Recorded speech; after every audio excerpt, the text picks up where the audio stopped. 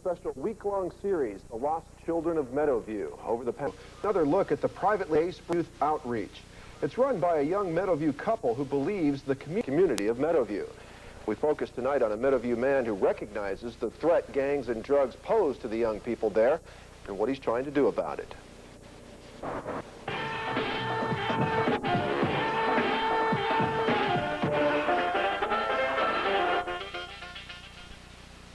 Different thing. I get chances to talk to them. In fact, they started calling me preacher, you know. Here come preachers, you know, and now if I come through, even if I'm driving through, they put their beepers up. If they're getting ready to get into some kind of fist fight, they kind of straighten up into our past, you know. So I guess I'm starting to get some respect.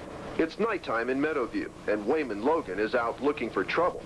Since he moved here about 2 years ago, he's been waging a personal battle against the drugs and gangs he says are claiming too many of the kids here.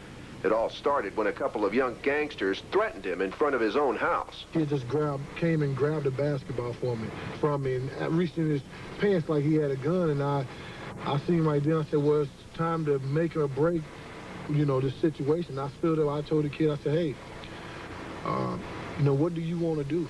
Would you want to go to war? Do you want to fight? What is it that you want to do? Because I'm not backing down. I'm here to live. I live in this neighborhood, and I'm not backing down for no reason, because I don't have to. I didn't back down. And from that point on, you know, it started changing. Remarkably, the kids have responded to Wayman's concern for them in a big way. Instead of hanging out on the streets, they come to Wayman and his wife Tammy's house, where the welcome mat is always out. I see more and more needs, you know, kids with no coats, with raggedy clothes, no clothes, you know, broken hearts. And then they would come to me and they'd say, hey, mom, dad is doing this. And they would instill trust, you know, they start trusting me with things that were going on with their life. And, you know, before you know it, you know, I found myself into this, having this outreach for the kids, and it started going from there. Fridays are role model nights, and this time the kids are hearing how design engineers Daryl Pratt and Glenn Smith help build roads and bridges. The actual engineering, the actual sizing of the roadway, the width, putting your drainage outlets at different locations, those things require some design. Ready? 1, 2, 3. Thank you, guys. No problem. No problem. Many of Wayman's kids have no fathers or come from foster homes. They crave the family atmosphere they get here with these surrogate parents. The main object for this is what? For us to what? To grow up to be what?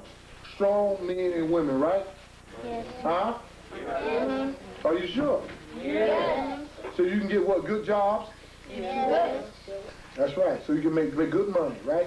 Yes. Yeah. I hope you all do better than I have. And I have done good. I mean it. Wayman and Tammy provide necessary items such as shoes, clothing, and food for these kids, and they do it with money from their own pockets. Now, if you would like to donate to their youth outreach, here is the address: Dayspring Outreach, P.O. Box 163329, Sacramento, California, 95816. Now, don't worry if you missed this address. You can call us here at Channel 31. We'll be happy to give it to you. Tomorrow, we'll take another look at their work and hear from kids who say it has turned their lives around. It's not very often you meet people like that. He's nice some to hear guy. In part 4 of our week-long series, The Lost Children of Meadowview, we take another look at the privately operated Dayspring Youth Outreach. It's run by a young Meadowview couple who believes the community itself, not law enforcement, can best prevent gang and drug-related crime.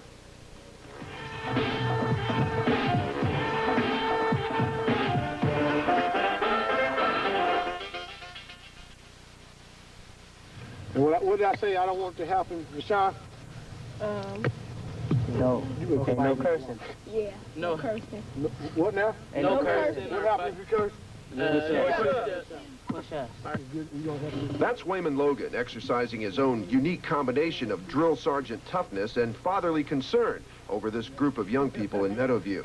He understands that many of them come from families where a father figure is absent, and how without that proper supervision, they can easily become prey for gangs and the drugs they thrive on.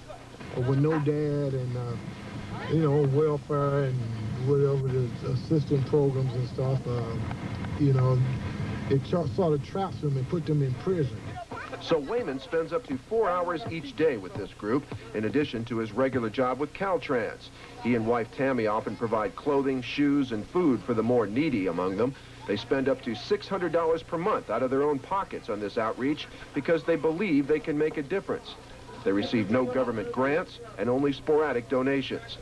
The going is tough, but evidence that they are succeeding is all around them. In the 9th grade, I was always in trouble. Everywhere I go, I was in trouble. And now this right here is shaping me up like I'm a new person. It don't matter what color you are, what race, where you come from, as long as you don't be on the streets hanging around with all kinds of people, getting in all kinds of drugs and all that kind of stuff, because that's not right. We went to Los Angeles to talk with police officials about their ongoing battle with street gangs. In the past, their efforts to reclaim the streets have forced them to take some extraordinary measures. Crack houses there had become so difficult to penetrate, police once resorted to shock troop assaults with a tank-mounted battering ram. After years of studying the psychology behind gang activity, police in Los Angeles are convinced that intervention programs, such as the one Wayman Logan is operating, can be far more effective in saving a community from gang violence than anything police can do. If you have that kind of a personality and that kind of ability as a drawing card who is using that to convince children, to teach children in his own way, never to become a part of the drug culture or the gang culture, we need more of it. Last year, I took a break for about a month. And in that time, I had one kid, he went to join the Crips. Another kid, one we ended up in jail. And one of them in Missouri wrote us a letter, he's in jail. I mean, I looked, I said, it's like we can't stop.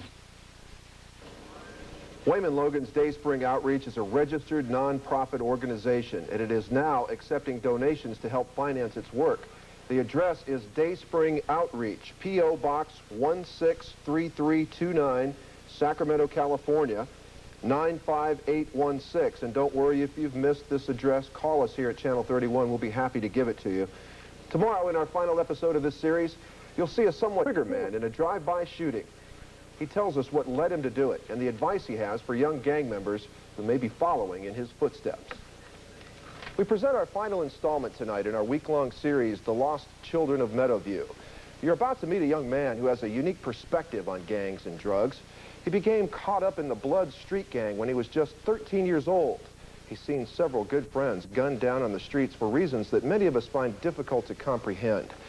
In a remarkably open and honest interview, he gives us a rare inside glimpse into the flash fire kind of gang violence we read about in news reports all too often.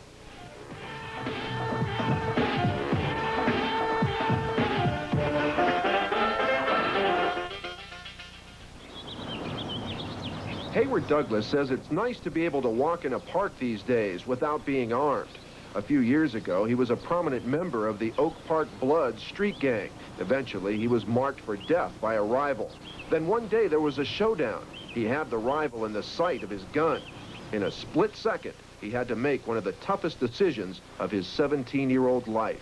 When you had that guy in the sights of your gun, and you knew that you could pull that trigger and take his life, what was going through your mind?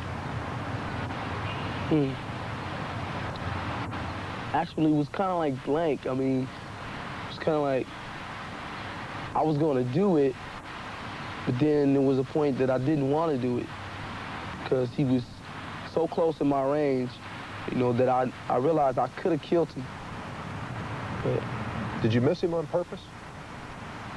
Somewhat.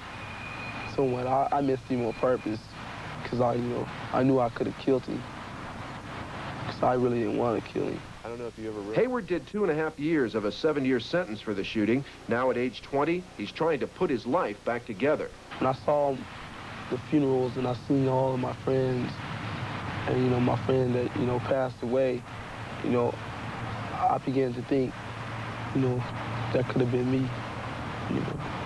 And so there, I don't want to throw away what I have, you know, because I'm so young, I want to live. But that's when I really got to realizing that I wasn't ready to die. And I knew if I was to continue being involved in these activities, is that it only leads to death or prison. Hayward Douglas says his gang days are now behind him, and he offers advice for those who would like to live that lifestyle. Well, actually, the best thing that I could tell them is to slow down, take some time, and to think about what they're doing. Because life is real precious, and you don't want to throw it away over a 99-cent rag, over a color. It doesn't really mean anything.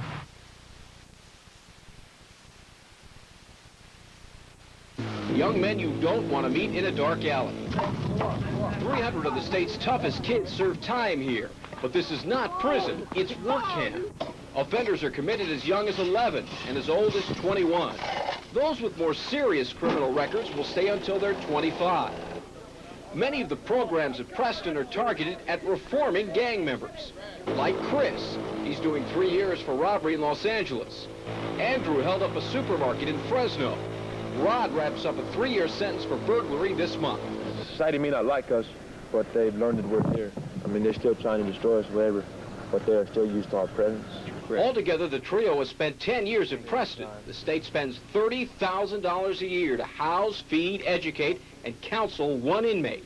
Almost every gang member at Preston will undergo some type of drug and alcohol rehabilitation, even if they're not addicts. Psychologist Cynthia Narragon-Rich interviews hundreds of gang members as they head towards Preston. 98% of the kids that are in gangs are not from two-parent families and have had not much father involvement from an early age. On the outside, police are trying to prevent youngsters from turning to gang activity. SPD has begun a gang counteroffensive.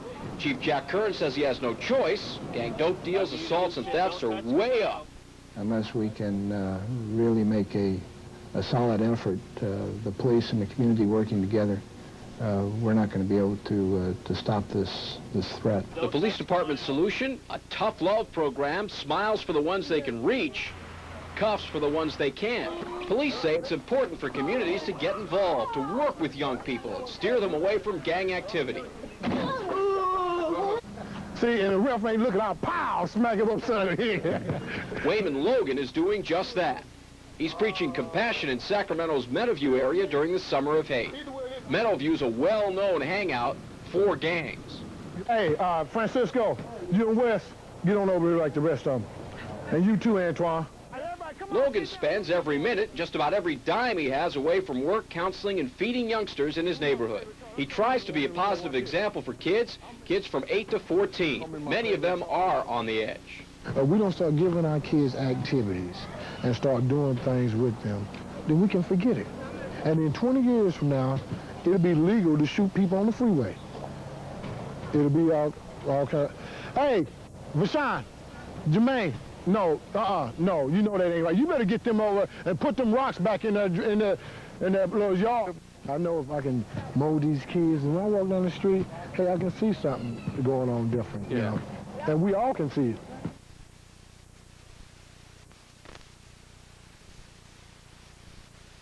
She's so precious, look at her. Talk about giving of yourself. Wayman Logan does it every single day, giving to the kids. And just one slip up in this life, just one slip. That's all it takes. Something to think about, huh? He gives them his time, his friendship, even his money. Over the past couple of years, Logan figures he's shelled out more than $20,000. All of that money to help kids growing up in less than perfect neighborhoods, kids growing up in less than perfect families, families with drug abuse, single parents, and worse. Logan calls what he does Dayspring Outreach. It's all about reaching out to kids who really need him. All right, that's enough in that car. All right, everybody else, all right. We have to ride 2 cars and so many, okay? Logan's partner, his wife, Tammy. Together, they're carting the kids to the neighborhood school for open gym night. All right, ready. Well, we're going up to the school. The plan is to teach the kids a couple of lessons before they get to play ball. But sometimes the kids stray out of line. You're going to get you 15. You're going to get you 15. I think y'all lying. 20, Musa. 30 for taking too long. He's great. Oh, I don't have nothing else to do. It's like keeping me out of trouble and stuff like that. It's pretty fun what he's doing. I like the way he's helping us little kids around here. You know, it eats me up when I see somebody that can have the potential of doing something positive in life, whether it's a doctor, lawyer, or reporter or whatever it may be, you know, and I see them just throw their life away. I mean, it's just hard for me to comprehend. We're going to go over this. Some of you know the answers immediately, others may not. So Logan brings in friends to serve as role models. What does that equal? Role models like 25? Charles Williams, a computer sales rep. Look at that real close now. Look at the words. $25 bills. What does that equal? So somebody would settle for what? $25 and be happy and be happy with that, right? But then others, if you look at the same situation and look at it real closely and see what we have here, what happened? It equals what? 100, right? Let me show you what this example is showing you. Whatever you look at in life, if you take time to just really look at it closely and really examine it, you know, you can always get a little more out of it. Getting a little more out of it, the bottom line for Dayspring Outreach, the bottom line for Wayman Logan. Yes, the kids can play a little ball and have a little fun, but Logan is giving them all of his time and his money for them to learn. Ray's like a dad to me, you know. Raymond, he watch out for me. He buy me things, you know. I don't think I'm there. Get yourself together, do what you're supposed to do. It feels real good, but then it's like temporary because, see, I'm looking at this kid.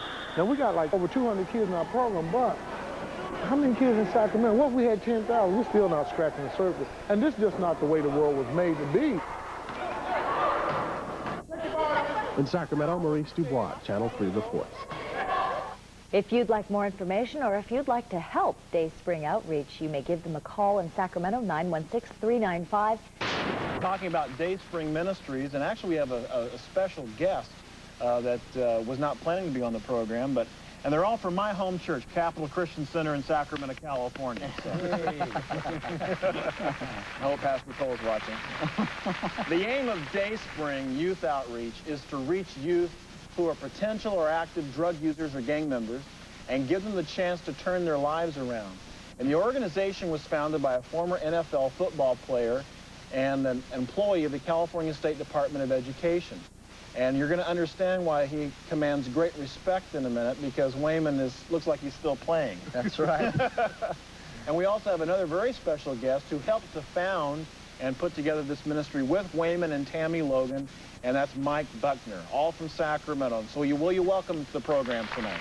Wayman, good to have you on the program. Tammy. And I'll reach. I was kidding. I was telling you we hadn't planned to have Mike on the program, but every time I refer to troubled youth, we'll just put his picture on the screen. Good idea.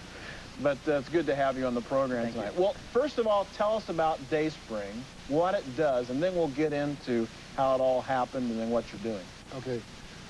Dayspring is a ministry, like God, the gifts that the Lord has given me is working with the youth, and it's a ministry where I'm going in there and reaching the hearts of the kids. We can lock them up, but we still haven't reached their heart. We can feed them, we still haven't reached their heart. We can clothe them, we still haven't reached their heart. But we reach their hearts and let them know that there is a different day, and that day is with Jesus. Isn't it? It's like a different world, isn't it? It's, you know, there's culture over here, and the kids that you see like at Capital Christian High School, and you know, the little teeny boppers or whatever, they're going to class and they're going to chapel and they're wearing nice clothes and doing all these things and go home to most of them to a nice environment, and it's kind of an Aussie inherent experience. And then some of the kids that you're dealing with, however, are coming from, it's like another planet. They might as well be on another planet in another solar system. What are some of the things that these kids are facing? Maybe we can then understand why they're reacting and joining gangs like they are. Yeah, that's so many things goes through my mind when you say that. When you ask that question, I remember one night we let kids spend the night over our house, and we buy like 10 boxes of Captain Crunch or something, 3 gallons of milk, so they just can, you know, they Sounds eat like all my they want. kind of party. Yeah. And we was just what Wayman ate. What was your prize in the box? Go ahead. So then we would, we have them over, and they'd go to church on Sunday, and we have them over on Saturday nights, let them spend the night. And So I'm sitting there one night and I'm listening to these kids talk about drive-bys, talk about all kind of different things. You drive-bys like shootings? Shootings, yeah, talk about killing people and fighting. And I'm just like laying in the living room on the sofa just looking. I'm just observing, you know, and then all of a sudden, almost in the same breath, one of them said, do you think the same sun shines in L.A. that shines in Sacramento? And, you know, I'm like, wait a minute, hold up, something is missing. Something is missing here. See, because maybe the people that we, you know, like, they're just not taught. They just don't have that chance. So it motivates me even more. Let me reach out here. Let me help them. A lot of times we spend a lot of money, as Mike well knows, I spend a lot of money doing a lot of things for kids. And you know, you're like, I could do something else with this money. Or Mike says it, maybe Mike could say that. But then when you hear something like that, you're like, no, I can't do anything else. See, this is what I have to do, because, see, nobody else is going to do it. And this is what God placed in my heart. This is the pure ministry. This is where it's at. I don't care about a pastor that has to ride around in an $80,000 BMW, and he tells you this and tells you to stand in faith for this. See, because them kids, first of all, a lot of them, they don't understand about church. It's a fairy tale to them. Martin Luther King is a fairy tale to them. Bill Cosby is a fairy tale to them. They don't understand that. And, you know, and I love them. I love them. My wife loves them. They're not my enemies. I love them. And, you know, whatever it takes for us to do, you know, it's like I'm getting a chance to talk to them and share with them. We're keeping my standards, my principles, my goals, my relationship with Christ, and it's increasing, you know. Is there a particular age group that you target, Wayman? Okay, we started out with, I think it was 17, 18, well, like 15 to 18. Mm-hmm. And then the 18-year-old, they're like 21 now. And, but they still come around. So what did we say, 21 on down? And in the summertime, we have a feeding program. We feed like anywhere between 30 and 90 kids a day, 5 days a week with volunteers, giving them lunch, milk, fruit, and all kind of different things. So what's the change that's taking place? You're basically being mommy and daddy, aren't you? Oh. Something that they don't have. Very much. What are some of the changes that you're seeing taking place in these kids as a result of your work? They build a trust in us. Instead of their parents or a close relative, we're like their parents. So therefore, they come to us with problems, anything that they might want to do. Right before they do it, they might come to us.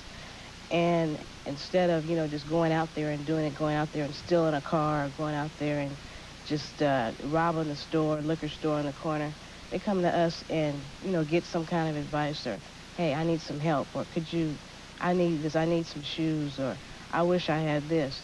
And then maybe we can provide it from it. Most of the time we do. Now, relationship precedes trust, doesn't it? You can't just walk into a situation like that and say, you need Jesus Christ, or you need this, you know, or you're doing the wrong thing. Relationship precedes trust. So it's like you're becoming the mom and the dad figure, so that relationship builds, so then they begin to trust what you say.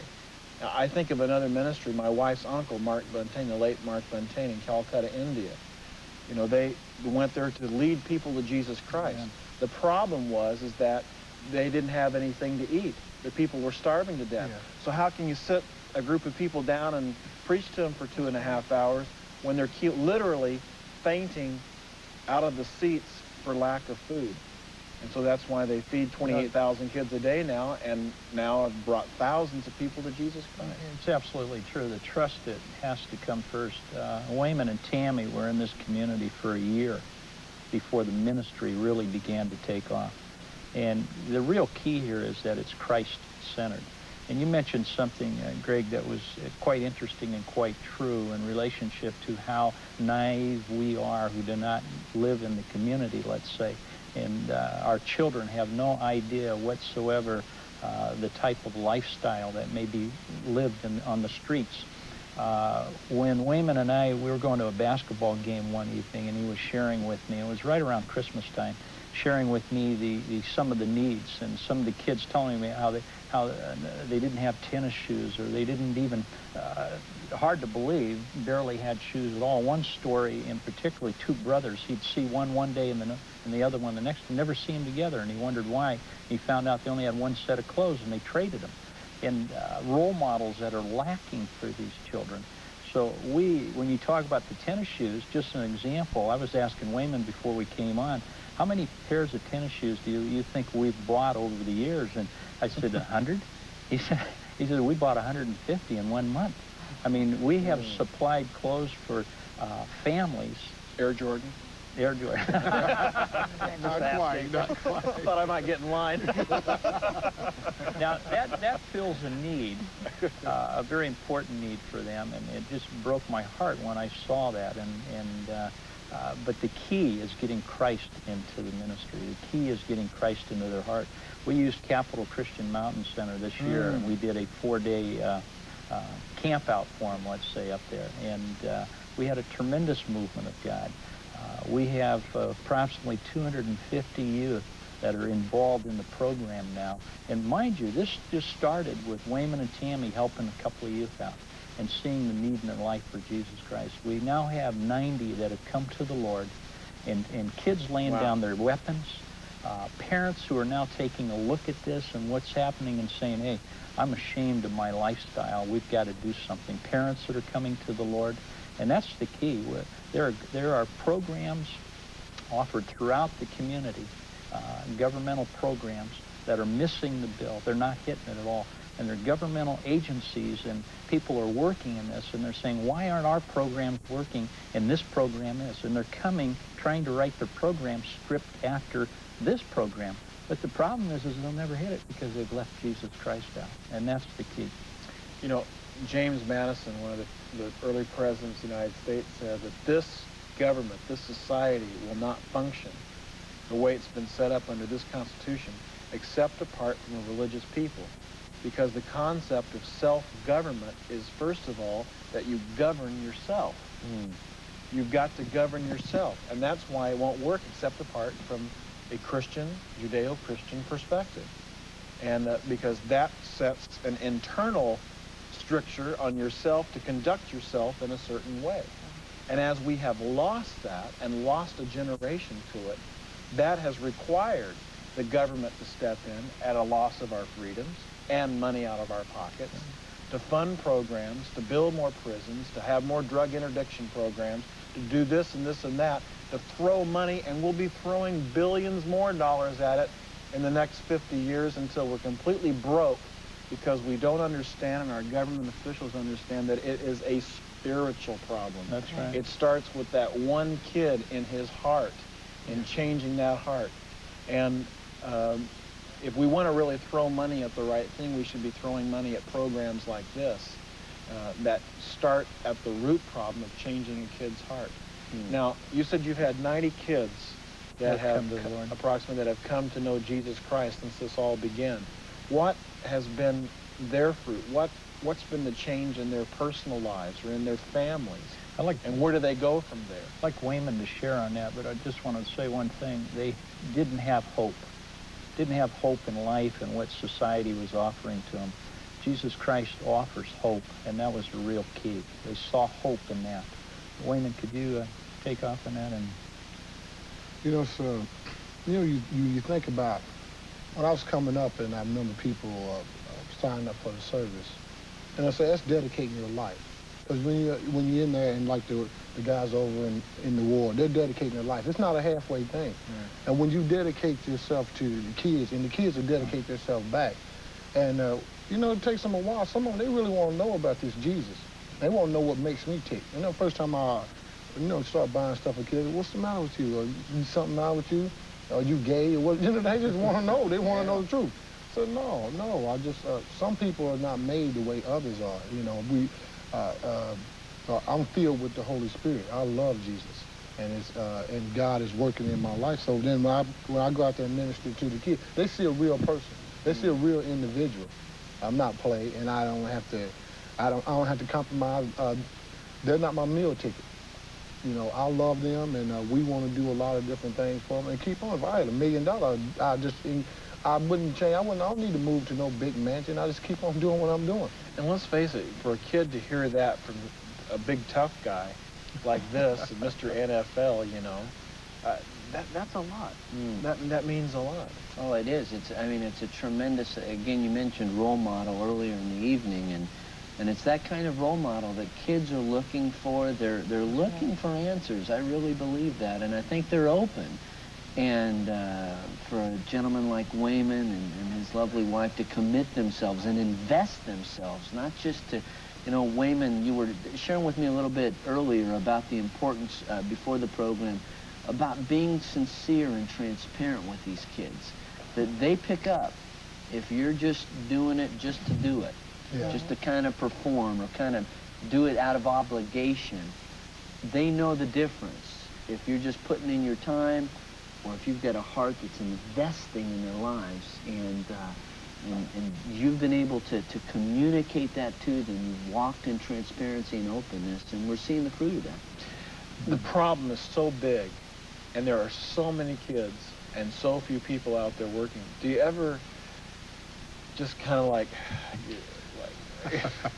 throw up your hands and get a little frustrated or discouraged? Or we didn't have each other just to raise ourselves up, to the Lord, and it'd just be so difficult, such a difficult task. It's overwhelming.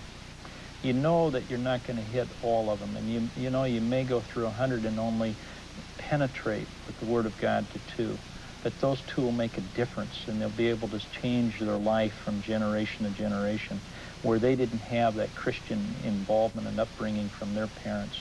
They can pass it on, and that's the key. You just got to keep chipping away with it. Well, it's the basis of it is each one reach one, and we do what we can do. It's kind of like Mark Buntain, you know, instead of cursing the darkness, you just light a candle. Yes. And after a while, you get a lot of candles going, like Tammy and Wayman and Mike and others. They're lighting candles all over, and then a society's changed. And you can be one of those candles, too, if you'll just do it. Get out a match and do it. Don't just stand there with an empty candle. See you tomorrow night. Thanks for watching. Send your prayer requests and let